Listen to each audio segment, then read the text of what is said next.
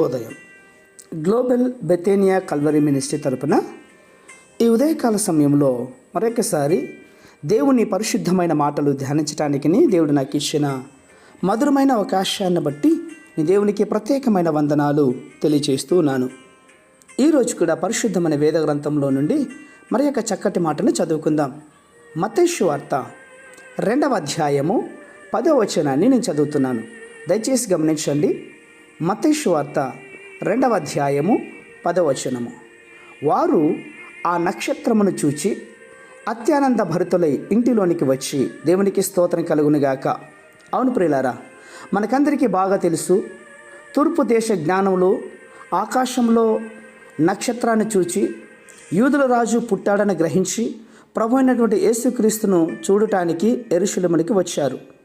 ఆ నక్షత్రం ద్వారా యేసును వారు కనుగొన్నారు. అవును, ఆ రోజు ఆ నక్షత్రం ద్వారా జ్ఞానులు యేసు చెంతకు చేరుకున్నారు.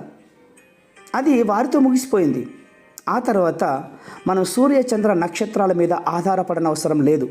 ఎందుకంటే మన కొరకు నీతు సూర్యుడు ఉదయించాడు కాబట్టి వేకువ చుక్కను దేవుడు బహుమానంగా అనుగ్రహించాడు. అవును, ఆ జ్ఞానులు అన్యులు అయినప్పటికీ, ధనవంతులు అయినప్పటికీ, వేరే దేశానికి చెందిన వారు అయినప్పటికీ కూడా యేసు వారికి కావలసి వచ్చాడు.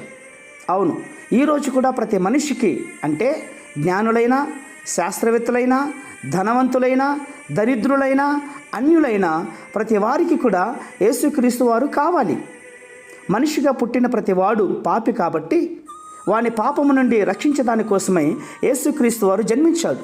కాబట్టి ఏదో ఒక రోజు ప్రతి మోకాలు ఆయన ఎదుట వంగవలసిందే, ప్రతి నాలుక ఆయన దేవుడని అంగీకరించవలసిందే.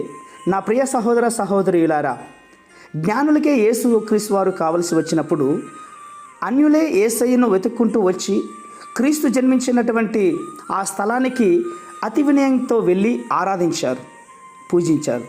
మరి క్రైస్తవ కుటుంబంలో పుట్టినటువంటి నీకు యేసయ్య అవసరం లేదా? అన్యులే వినయ విధేయాలతో యేసుక్రీస్తు ఎదుట మోకాళ్ళు వంగి ఆరాధిస్తూ ఉంటే మనం క్రిస్మస్ రోజు ఆత్మతో సత్యముతో క్రీస్తును ఆరాధించవద్దా? ఒక్కసారి ఆలోచించు. ఇప్పటికీ మించిపోయింది లేదు. రేపటి దినమే క్రిస్మస్ పండుగ.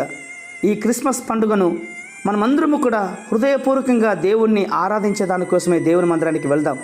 కనీసం ఈ పండుగ రోజైనా సత్యాన్ని గ్రహించి మన పాపములను విడిచిపెట్టి నీవే దేవుడు, మా కోసం జన్మించినట్లు దేవుడని వాస్తవాన్ని గ్రహించి మన జీవితాన్ని యేసయ్యకి అప్పగించుకుందాం, ఆయన పాద సన్నిధిలో సమర్పించుకుందాం. అట్టి కృప దేవుడు మనకందరికీ కూడా అనుగ్రహించునుగాక.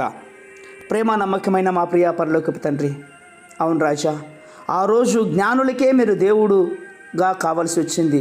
ఆ నక్షత్రం వారికి దారి చూపించింది. ఈరోజు ఈ వాక్యానుసారమైనటువంటి నక్షత్రం ద్వారా అన్యులైనా, గొప్పవారైనా, దరిద్రులైనా, ధనవంతులైనా, యాక్టర్స్ అయినా, డాక్టర్స్ అయినా ప్రతి వారు మీ సన్నిధికి చేరుటకును నిజరక్షకుడు యేసుక్రీస్తుని తెలుసుకోవడానికి మీరు సహాయం చేస్తారని విశ్వాసంగా నమ్ముచు చిన్న ప్రార్థనను మా రక్షకుడిని యేసయ్యను బట్టి అడిగి వేడుకుని పొందించున్నాం మా తండ్రి. ఆమేన్, ఆమేన్, ఆమేన్.